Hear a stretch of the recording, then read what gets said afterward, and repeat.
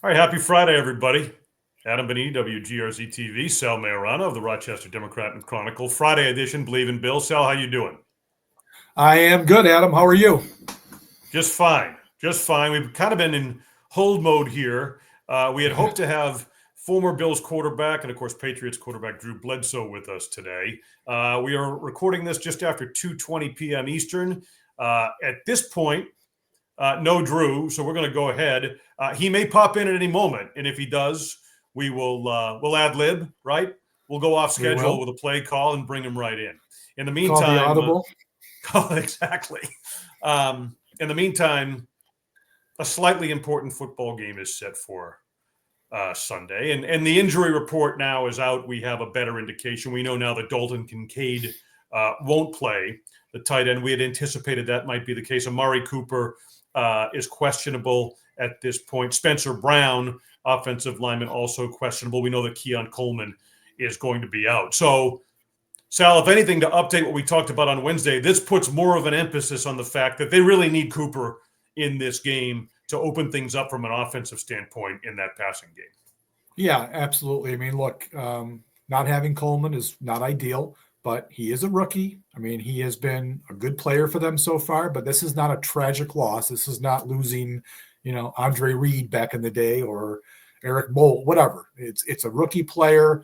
They've actually done pretty well filling in for him. Mac Hollins has stepped up in the last 2 weeks, has really played pretty well. He made some of the biggest plays of the game last week for the Bills. So they're okay there, but it certainly helps that they're going to get Cooper back because that's a veteran guy, and this is a big, big stage game. So you want a veteran guy like this. I might even make the argument that if you had to choose between one or the other this week, you might have chosen. If you had one guy to pick, Cooper Coleman, you might have picked Amari Cooper to play this game. So if he can play, and he claims that he should be able to, that's a good thing for the Bills. And then, on the Dalton Kincaid side, Adam, they're going to miss him. He's their most targeted receiver. I think he might even lead in catches. He has 34. I kind of said this all along, and I think you've heard me say it. You might have agreed with me. He has underwhelmed me. And I do believe that Dawson Knox can step in and take his spot and fill it perfectly well. This is who Dalton Kincaid was for the 4 years before Kincaid showed up. So I think they're okay there with Knox getting a bigger look at the game plan. The difference might be, of course, when they go to two tight end, now you've got Quentin Morris on the field, and that's, he's been around a little while. I'm not going to say that's a bad thing, but it's not the same as Kincaid Knox on the field at the same time. So of those injuries, it's great to get Cooper back if he can play, and I think he will. And then I think Knox is going to be fine filling in for Kincaid. I don't know how you think about it, but that's kind of where I'm coming down on this. I mean, as far back as training camp, when we really started this podcast, you and I were talking about how so much of the offense this year was going to go through Dalton Kincaid. I think the situation with Kincaid, to maybe echo and add to your point, and his overall lack of production where the expectations were for him and the impact he was supposed to have on this offense was one of the things that led them to trade for Amari Cooper. Don't you? And just in the limited time that Cooper has been out there, you've seen the difference that he's made. His statistics don't jump off the sheet, obviously, but again, it's the fact that defenses have to account for him. He can take the top off, open things up underneath, and that allows for other elements in the passing game, Dalton Kincaid very much included, Knox as well, to be more impactful. So I think that's my assessment of this situation. I actually think the Cooper trade was in part a response to Kincaid's situation. Yeah, I mean, it could be. I mean, I think they're very happy with Kincaid. I mean, and if you look at, I think if you go to a lot of these analytical sites, they will say that Kincaid is doing a great job. He's doing all that he's supposed to do. I just have said this for many, many weeks now. You see tight ends around the league. You see the rookie in Las Vegas, Bowers, doing all these great things, making a ton of catches, getting yards downfield. Those are the things that I thought Dalton Kincaid was going to bring to the offense when they picked him last year. And he did that to an extent last season, but his yardage total wasn't great. His average per catch, didn't blow you away. And I thought he would build on that this season. I think he's actually lower this year than he was last year, if I have to think of it off the top of my head. There just hasn't been the impact that I think I expected, and maybe maybe the Bills have expected more. I understand that Josh is going to go where the read takes him, and they're not going to force feed Kincaid the ball like they used to do with Diggs, for instance. He's been spreading the ball to a lot of different guys, but I just haven't gotten that oomph from Kincaid, which is why I go into this thinking Dawson Knox is going to be fine. Assuming he stays healthy, I think he can give them exactly what Kincaid has been giving them. I'm not going to say he's going to give them more, but he could certainly do what Kincaid did. And then, like I said, the backup situation will be interesting. There's one move they could make, and I'm kind of anticipating it. Zach Davidson is on the practice squad. I don't think the Bills want to go into the game with just two tight ends. So I think they might call him up. Now, I'm not saying, because Zach Davidson does one thing well. He catches the ball. He is not a blocker. And the Bills, they typically want their backup tight end, whether it's Knox or Morris, they want them to be blockers in the run game. He won't give you that. But it's not out of the question, Adam, that if they go two tight end and they've got a package of plays that they would have used for Knox and Kincaid together, I could see Zach Davidson sliding into that role. So that's something to watch on Saturday when they elevate. They can elevate two guys from the practice squad. I'm not expecting. I think they might elevate Davidson. And then the other injury we haven't talked about yet is Spencer Brown, who is going to be questionable. If it ends up that he can't go on game day, we'll probably know on Saturday because they're probably going to have to call up Richard Garage off the practice squad to be the backup tackle because Ryan Vandermark would start. So we'll know more about Brown, I think, on Saturday at whatever it is, 4:00, whenever those things are due. But I'm back to the point on tight ends. I think Davidson, it's possible he could be in the mix here. We'll see. All right, so we'll see how the Bills deal with this, and I want to talk about that specific to the matchup with the Chiefs in this game. First, a word from the sponsor here in Bet Online, the world's most trusted betting platform and your number one source for online betting, the largest selection of odds on everything from football, NBA, NHL, college hoops, as well as UFC and MMA. Head to the website today, Bet Online. The game starts here. It's a 4:25 kickoff, 9-0 Kansas City Chiefs, 8-2 Buffalo Bills. And getting back to, we have a better indication today of how this Bills offense from a personnel standpoint is what they're going to have out there and available to them relative to the injury report as we open this. This is my big concern because the passing game is going to be affected here. And this is a big part of the reason they really need Amari Cooper to, in fact, play with that wrist injury in this game. It's because of the Kansas City run defense. The balance the Bills have enjoyed and been so effective with between the running game and the passing game, what they've been able to utilize. I really feel like Kansas City, this is one of the better defenses they'll play this year. So Kansas City is in a position to make Buffalo one-dimensional in terms of being able to really limit that ground game. And if they're impacted at all in the passing game, I see that as having a serious effect on how things go Sunday. Yeah, you're right. I mean, Kansas City, I think they're third in the league second in the league, average yards per rush. No running back, not even Derrick Henry in that opener really got after the Chiefs in the run game. They're very good up front. Chris Jones is just a game wrecker. He's probably, one of the top, 3 defensive linemen or at least tackles in all of football. And he has historically had his way with the Bills. So that's a big problem. They've got a couple of good edge rushers on the outside. Karlaftis, Mike Dana is in there. So they're good up front. The Bills offensive line is going to have its work cut out for them trying to move these guys out of the way. And then, the Chiefs, Adam, they will play a bunch of nickel, but I think they're playing less nickel this year because they lost L'Jarius Sneed and Trent McDuffie, who is, if it's not Taron Johnson, then it's Trent McDuffie is the best nickel corner in the league. He's had to go on the outside and play a lot of boundary corner this year. And when they've done that, they've gone with 3 linebackers. So unlike the Bills who play all those light boxes, the Chiefs have got 4 up front and they've got 3 pretty good linebackers on that second level. That's why they're so good against the run. Nick Bolton leads them in tackles. He's a really good player. Leo Chanel is the other guy who blocked the kick, in fact, last week that won the game. And then the other guy is Drew Tranquil. That's a good threesome of linebackers. They just make it very difficult to run the ball. And I think we talked about it on Wednesday. I think one of the ways the Bills need to counteract that is get James Cook, and to an extent, Ty Johnson and Ray Davis involved in that short passing game. Right. Those are essentially like long handoffs. We talk about that a lot with, short passes. If you're not running the ball well, just get the ball in space to your running backs. The Bills' offensive line is an athletic group. The Bills aren't great at screen passes. We know that, Adam, but they are good at getting their linemen out. It's so weird to me what the difference is, because they can throw short passes, check downs to the backs, and they seem to get out and do fine. But when it's like an actual design screen pass, I don't know why. I don't know what the difference is, but they struggle with it. So my point is the Bills line can move. They can get out in space. And I think that could be something that Allen can rely on. And he's been doing this really all year, right? He has been taking the check downs, taking the profits, as they call them, making a positive play. I think that'll be a big thing to watch for. If they can't get the run game going, they're going to have to do it that way. And I think it's an opportunity for the Bills to move the ball and stay on the field. And a guy, too, we didn't talk about this on Wednesday, but it plays right into, in terms of having success in that short passing game, yards after the catch, get somebody into open space. This is a game where Shakir can have a serious impact based on his skill set.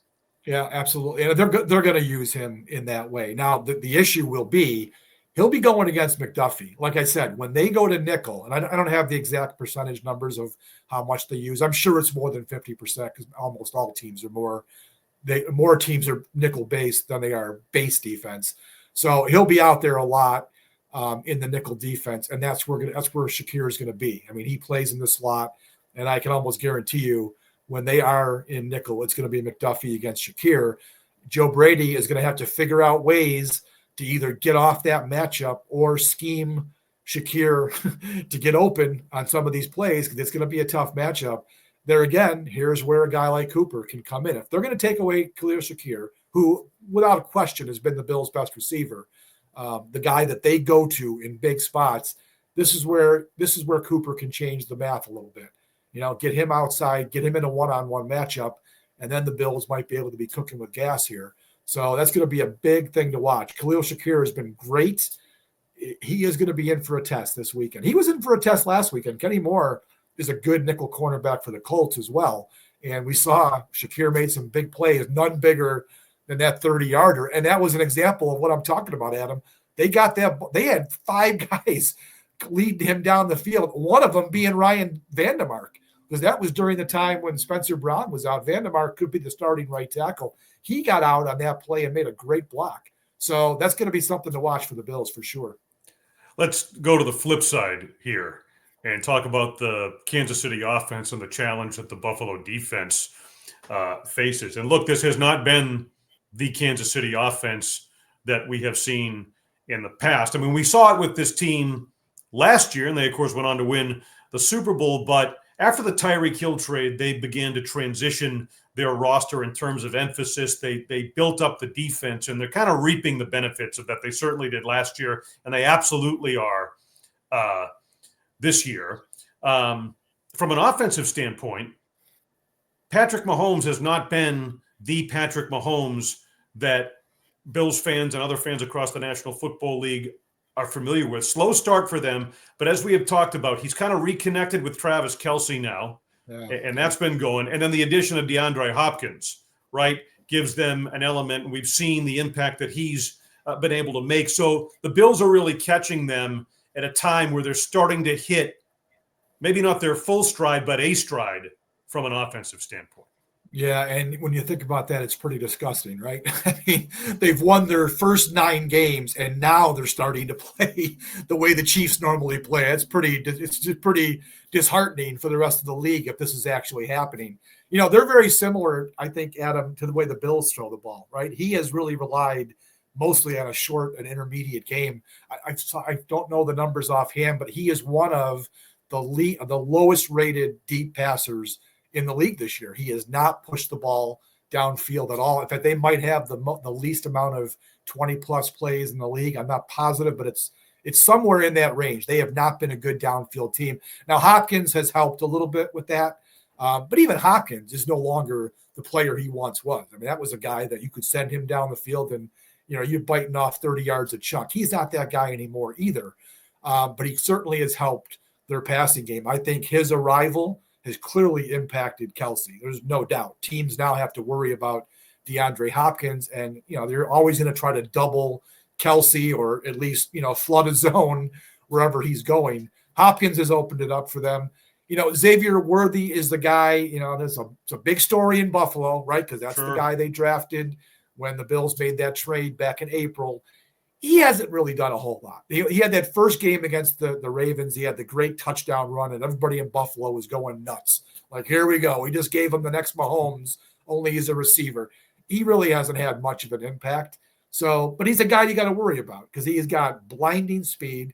And I was talking to a couple of the guys in the press room the other day, and we were saying, like, damn well, Andy Reid will find a way to get that guy to kill the Bills this week, right? He's just that kind of coach. He understands what's happening. He knows that I'm sure he knows that Bills fans are pissed off that they got Worthy because of the Bills trade. I could just see Andy Reid scheming something up to make sure Xavier Worthy, takes one to the house some way, somehow. So he'll be a guy the Bills have to pay attention to, too. Lastly here, and this is kind of open-ended, because we've touched on this, and I think everyone's kind of thinking about it, whether it be media or the fan base, because you have all of the reasons on both sides of this question and argument. We know where things stand from a conference seeding perspective, what the implications are based on the outcome of this game. Can Buffalo wind up with a number one seed in a first-round bye? I mean, that's the most important aspect at play here as you look at the stretch run. How important, given all the factors, Sal, how important is a win in this game for the Bills? Sorry, I was just texting someone, you actually, so look at your phone. Look, it's a huge game for many, many reasons for the Bills, right? This is the team. They are the arch nemesis. Even though the Bills have won 3 years in a row in the regular season, Bills fans will tell you that didn't matter because they lost to them in the postseason. Now, I think that's a crock of shit, quite honestly. I mean, those 3 games in the regular season were all big, big wins. They all count in the standings. That helped the Bills, for instance, get the number 2 seed last year. It was the reason why the Chiefs had to come to Buffalo. So I don't want to hear Bills fans say, oh, big deal, you beat them in the regular season. It is a big deal because the Chiefs have been the preeminent franchise in the NFL for really 5 years now. They've made the Super Bowl, 4 times in 5 years. So those are big wins. Getting a win against them this year, I think it's really important. It's their first loss, right? That's a big deal. These guys are going for history. You know damn well that Mahomes and Kelsey and Andy Reid are fully aware that only one team in the history of the league has gone all the way undefeated. They would love to be the second team to do it. So beating them is going to be meaningful. And then obviously, like you said, when you start adding up wins and losses, the Bills haven't had their bye yet. So the Chiefs have played one fewer game, but the Bills would be 1 game behind, or actually a half a game behind the Chiefs if they win this one. And if the Chiefs stumble somewhere else, now their schedule is not really all that difficult. They do have to play the Chargers, I know for sure. They play the Steelers, I think, on Christmas night or Christmas Day. So there's a chance that the Bills could steal that number 1 seed if they can keep rolling. So it's a big game. It's a very big game from that standpoint for the Bills. I don't want to hear, oh, well, we're going to win the division. We lost to the Chiefs. We need to beat them in January. Well, yeah, you need to beat them in January too, but it would be nice to beat them Sunday as well. Well, and to that end, I mean, the 2 seed is critical, right? If you're not going to catch them for the 1, that 2 is vital. And for Buffalo, they had a bye week after this that they'll benefit from. But, opponents like San Francisco on the backside of that, right? You have the Lions as well. I mean, there's some formidable opponents as they head down the stretch here. And so to be able to make up the type of ground they need to against this team in particular in this game, it carries some weight in terms of their push for whatever position. If they can't catch Kansas City for the 1, then the 2 is absolutely important, because otherwise you open yourself up to a divisional round game in a hostile environment somewhere. And it's just not something you want to necessarily have to expose yourself to as a team if you can avoid it. So this is Absolutely. big, not just for the 1 seed, but also for the 2 from a Buffalo perspective. I mean, you mentioned they've got a gauntlet here. I mean, starting with this Chiefs game, then they have the week off. The 49ers are good. It's going to be a tough game on Sunday Night Football. The Rams, I don't know what to make of the Rams right now. That's a game I think the Bills can go out to LA and take care of business. I'm not a big fan of the Rams, but it's still a long road trip. It's on the, it's a game that's going to be, it won't be an easy game. And then the Lions might be the best team in the NFL, and you got to go play them on December 15th. That's a gauntlet of games here. Right now the Bills are sitting pretty 8-2. They're not going to lose the division. There's no way that I don't think there's any way those teams are going to catch them. But all of a sudden you lose this game. Who knows about the 49ers? Who knows about all of a sudden you might be looking at 5 losses on your record, and that's going to affect your playoff seeding in a big way. Everyone points to those last 3 games are going to be no problem. Well, the Patriots twice, the Jets once. Those are division games. Crazy shit happens in division games. Last year, the Bills went to New England and lost. So who's to say that those are guaranteed wins? Get your wins when you can, and this one would be a great one for so many different reasons to beat this team. Yeah, I think, and we're generally not in the prediction business on this podcast, but you do predict the games in the Rochester Democrat and Chronicle, and I think Buffalo's going to win this game. I think if Cooper plays, that's a big factor. If Amari Cooper is able to play, I think Buffalo has the edge in this game at home, and I think they win it. Yeah, I made my pick on Monday, and I prefaced it by saying it's a tricky pick until we really know. And now that we know what's going on, or mostly, we'll see on Spencer Brown. I feel okay to stick with my 23-20 Bills victory. I think they've got a mountain of motivation here, as we just talked about. They're at home. I know they were at home last January, and it didn't work out. But I think this is a big spot for the Bills. And I think they realize it. I think they realize everyone's watching. Everyone knows the history between these two teams. They've seen the Chiefs end their season 3 of the last 4 years. It's a big window for the Bills, and I think they're going to play well, and I think they will win the game. All right. So that takes us to the end of this edition of Believe in Bills. Hoping Drew Bledsoe, we were hoping he would jump on here. He has not. We'll try and get him in the future. And we have some other business to attend to, Sal. We can do that separately, I think. Sal does some stuff we're going to do for the network. That's what Sal was texting me about mid-question there earlier in the show. I figured we had the time today. We could have knocked it off today. You know what? I like how we're just kind of unfiltered here on this show, right? There's no outline. We just wing it. It's some other like league-wide perspective type stuff that we're going to do separately again and deliver that to them. We don't have to do that necessarily here. Now, what we will do, however, is be live with you again on YouTube shortly after the post-game press conferences on Sunday evening, and we invite you to kind of jump in. We'll do our best to answer a number of your questions in the immediate aftermath of this Bills matchup with the Kansas City Chiefs. Emotions will probably be running high, like we had both talked about. I noted your score at 23-20. You think, but it's interesting to talk about these two teams in terms of a low scoring game, because I think that's what we're going to be dealing with here. I think it will be. I think both defenses are playing pretty well. Both offenses. Well, I shouldn't say the Bills' offense. Bills' offense is scoring points. They've scored 30, like how many times? 5 or 6 times already. So the Bills are certainly capable, but this is the best defense they're playing all season to date. So I'm looking for, the games in Kansas City, if you remember, Adam, those games the Bills won. One of them was 20-17. One was 24-20. They've been tight, low-scoring games. Even the playoff game, 27-24 is up there a little bit more.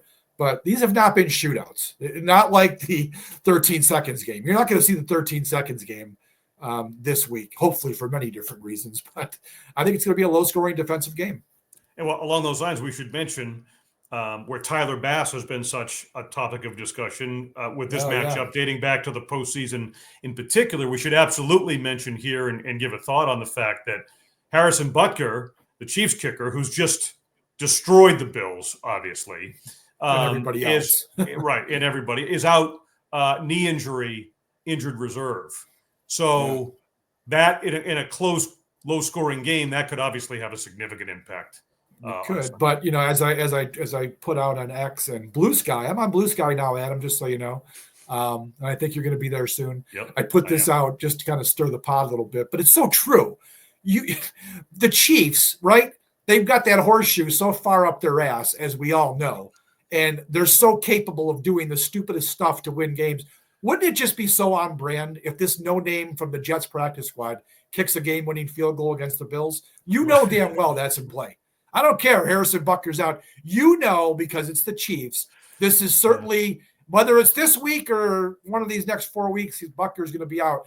That will probably happen because it's the Chiefs, and this is the things that happen with the Chiefs.